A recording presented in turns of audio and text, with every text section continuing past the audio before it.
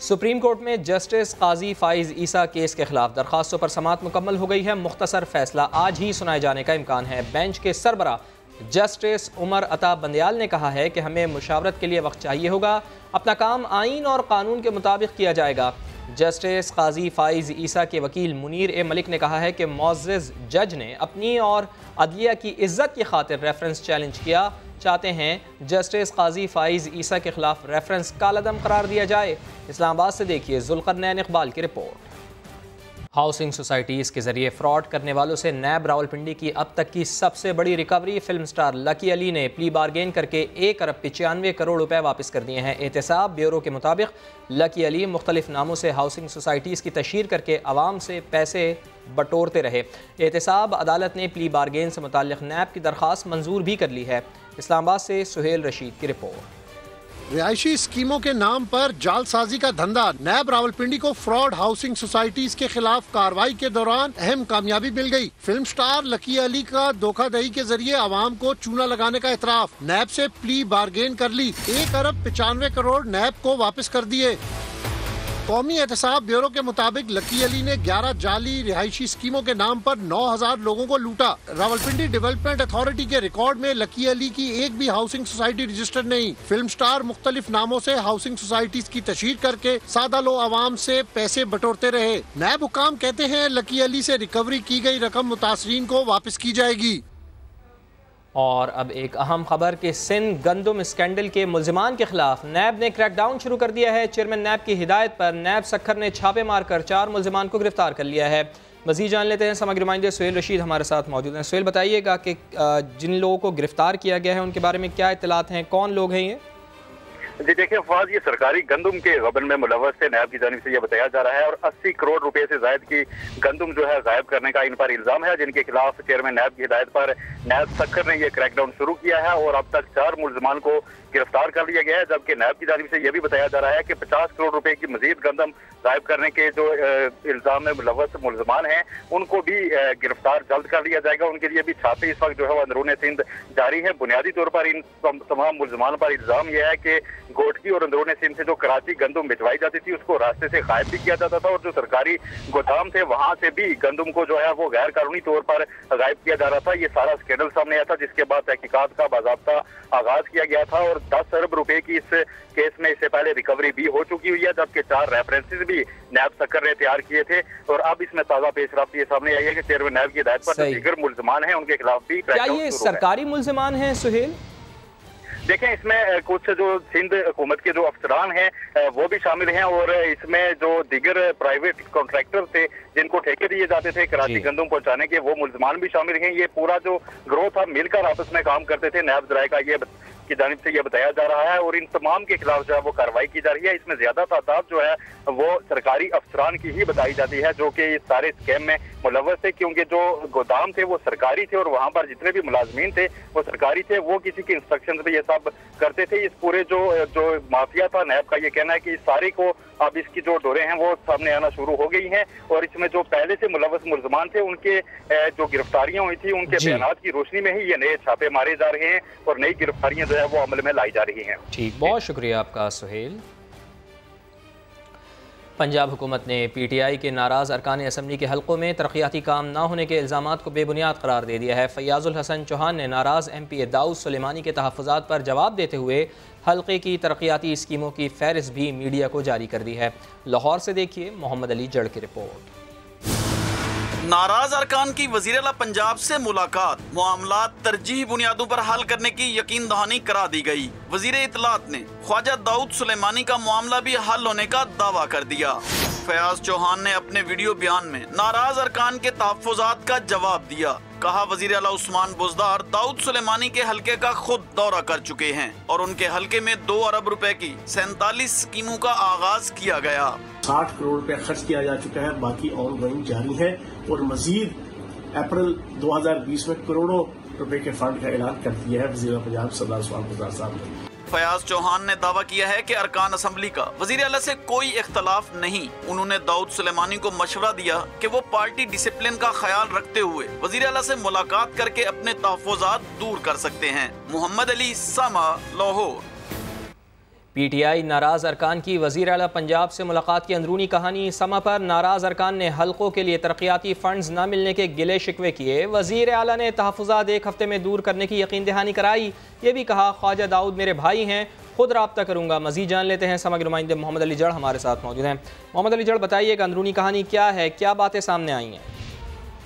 देखिए जी, गुज़श्ता रोज़ वज़ीर आला पंजाब उस्मान बुज़दार ने 12 के करीब जो नाराज़ अरकान थे उनसे मुलाकात की, और उसमें जो गिले शिकवे थे नाराज़ अरकान के वो यही थे कि हम आपके पास आते हैं, काम लेके तस्वीरें बनती हैं, लेकिन जब वो तस्वीरें मीडिया पे छपती हैं तो लोग फिर उम्मीद लगा लेते हैं कि काम भी अब होने चाहिए। आगे ये है कि जो DCOs हैं, DPOs हैं, उनके हलकों के वो फ़ोन तक नहीं सुनते। मिलना तो एक दूर की बात है। इसके साथ साथ उनका यही भी कहना था कि कई तरक्याती फंड्स हैं, स्कीमों का ऐलान हो चुका है लेकिन फंड्स जारी नहीं हो रहे।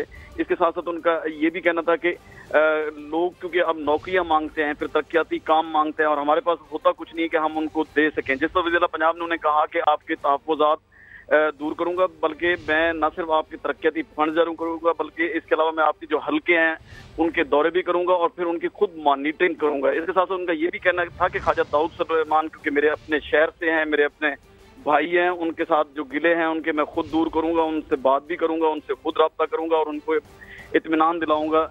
उम्मीद है कि वो भी मान जाएंगे। ताहम जो तरक्याती काम है हल्कों में, खासतौर पर जो पसमानदा अजला हैं, वहाँ पर हमारी अव्वलीन तरजीह है की कोशिश है, और विजन का भी यही विजन है कि इन इलाकों को अव्वलीन तरजीह दी जाए, और साउथ पंजाब के जो फंड्स हैं अब वो कहीं और नहीं, सिर्फ साउथ पंजाब पर ही खर्च होंगे। ठीक है, बहुत शुक्रिया आपका।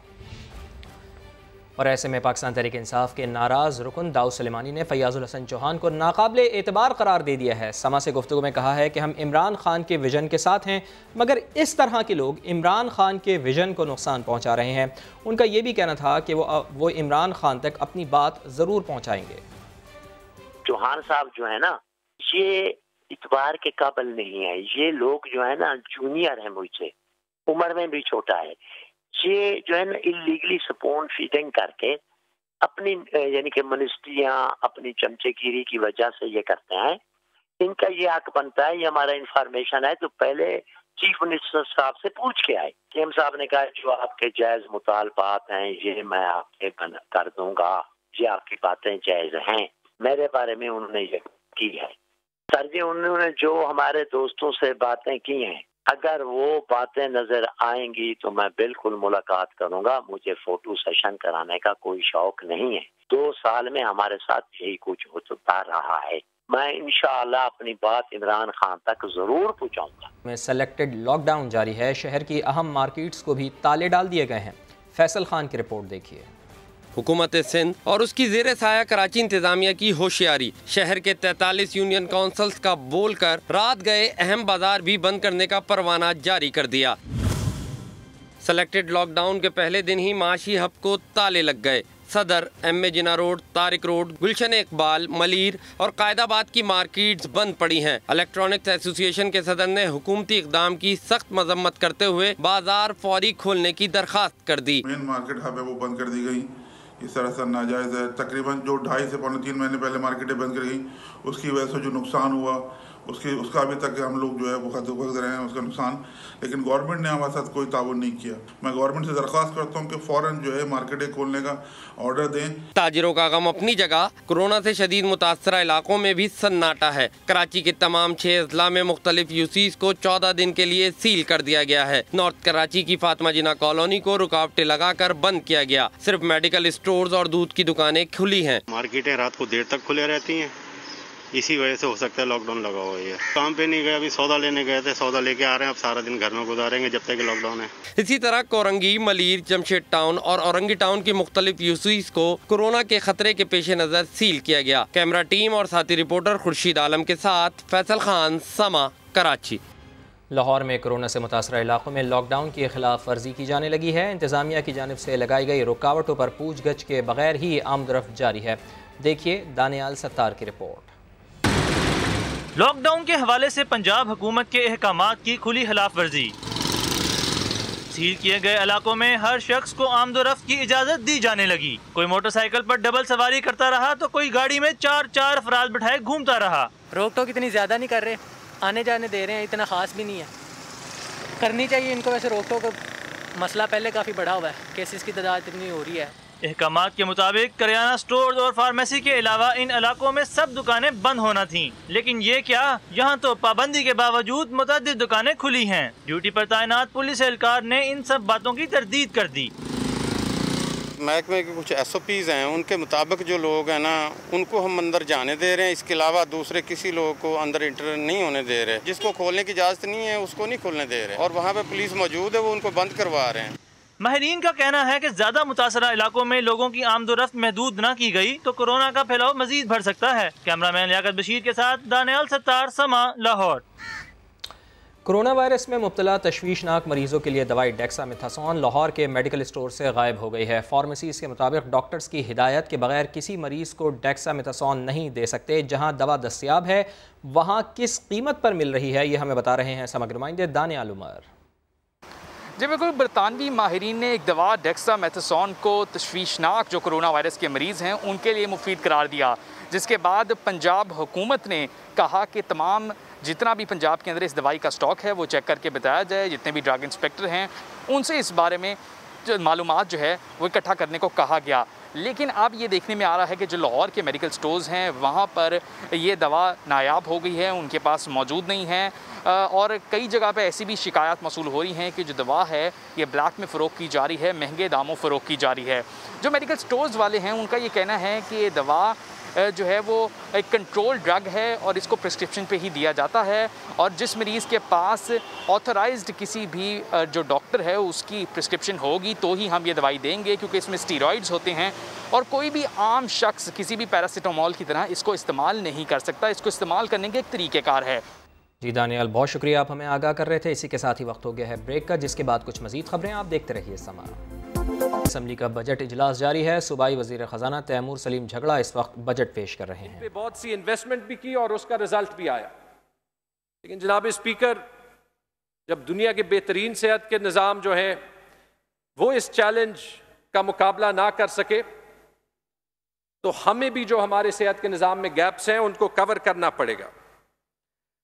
और इस साल में हम यही कोशिश करेंगे कि मजीद जो हमारे एग्जिस्टिंग अस्पताल हैं उन पे खर्चा करके उनको बेहतर बनाएं, और उनके 3 सिंपल मकासद हैं, 3 सिंपल गोल्स हैं। हॉस्पिटल्स में इक्विपमेंट, स्टाफ और दवाइयां। ये एक सिंपल साफ प्लान हेल्थ के लिए बनाया गया है जो हमने अपने लिए एक चैलेंज रखा है।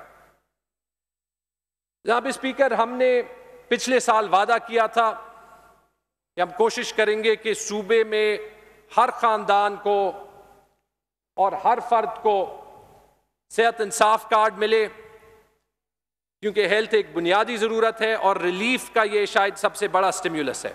हम चाहते थे कि पिछले साल मिले, उसमें दोबारा से प्रोक्योरमेंट करनी पड़ी।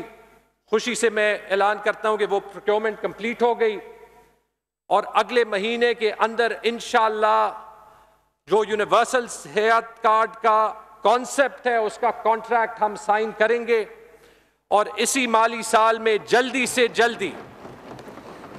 जल्दी खैबर पख्तूनख्वा के हर खानदान और खैबर पख्तूनख्वा की जो 3.5 करोड़ अवाम है उसमें हर बंदे को, बुजुर्ग, नौजवान, लड़का लड़की, सबको हेल्थ कवरेज होगी। और जनाब स्पीकर, ये खैबर पख्तूनख्वा जो है वो पाकिस्तान का पहला और वाहिद सूबा होगा जो ये हेल्थ कवरेज अपनी तमाम पॉपुलेशन को देगा।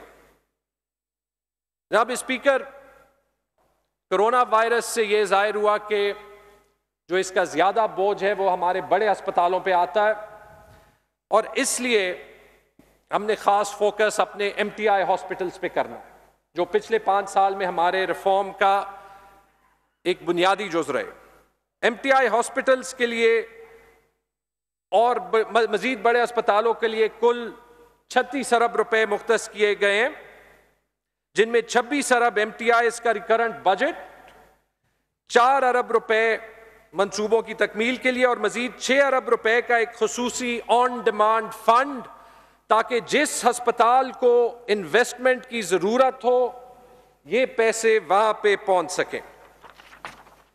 ADP के तहत सेहत में हमने बड़े मंसूबे रखे हैं जिनमें सूबे के तमाम DHQs, THQs, RHCs, BHUs की इंफ्रास्ट्रक्चर और इक्विपमेंट की कमी को पूरा किया जाए और इस मंसूबे में वर्ल्ड बैंक की तरफ से भी 13 अरब रुपए की शरकदारी की जाएगी।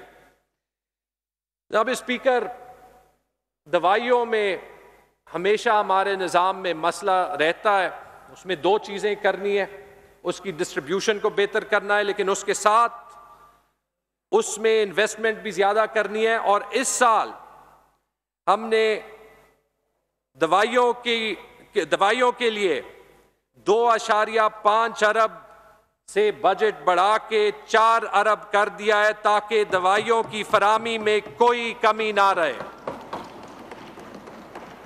हमने वादा किया था कि हम हॉस्पिटल्स के वेस्ट मैनेजमेंट के इश्यूज को सॉल्व करेंगे और हॉस्पिटल्स में वेस्ट मैनेजमेंट की कमी को पूरा करने के लिए ADP में 1 अरब रुपए का प्रोग्राम जो है वो रखा गया है, जिससे निजी शोबे की खिदमात भी हासिल की जाएंगी। और जनाब स्पीकर, ये 124 अरब रुपए के अलावा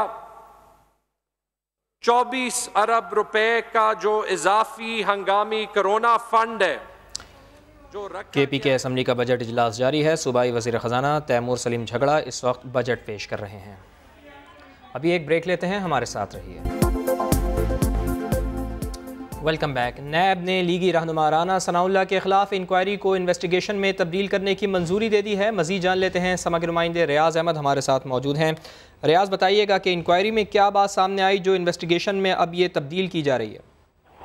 जी, ऐसा है कि आज नैब लाहौर में DG नैब की सदारत जो है वो रीजनल बोर्ड मीटिंग का इजलास हुआ था, जिसमें जो मेगा करप्शन केसेज हैं उनमें जो अहम पेशरफ हुई उसका जायजा लिया गया और उसमें ये फैसला किया गया, जो रीजनल बोर्ड ने जो फैसला किया उसमें राना सनाउल्लाह के खिलाफ जारी इंक्वायरी को इन्वेस्टिगेशन में मुंतकिल करने की मंजूरी दी गई है। और उसमें ये भी कहा गया है कि जो टीम ने अब तक राना सनाउल्लाह के खिलाफ जारी इंक्वायरी के दौरान 40 करोड़ से ज्यादा मालियत के असासाजात की मंजूरी के शवाहिद इकट्ठे किए हैं, जिसके बाद ये फैसला किया गया है कि कंबाइंड इन्वेस्टिगेशन टीम ने और उसके बाद असासाजात जो केस है उसके लिए उन्होंने ये जो इंक्वायरी थी इसको इन्वेस्टिगेशन में तब्दील कर दिया। बोर्ड मीटिंग के दौरान राना सनाउल्लाह के जो असासाजात की वसूली की तफसीलात और उनके बयान पर जामिया ब्रीफिंग भी दी गई DG को, और साथ इन्वेस्टिगेशन के दौरान राना सनाउल्लाह और अहले खाना के नाम मजीद प्राइवेट प्रॉपर्टियों और असासाजात की मौजूदगी के हवाले से इंकशाफात होने का भी ठीक है। बहुत शुक्रिया आपका।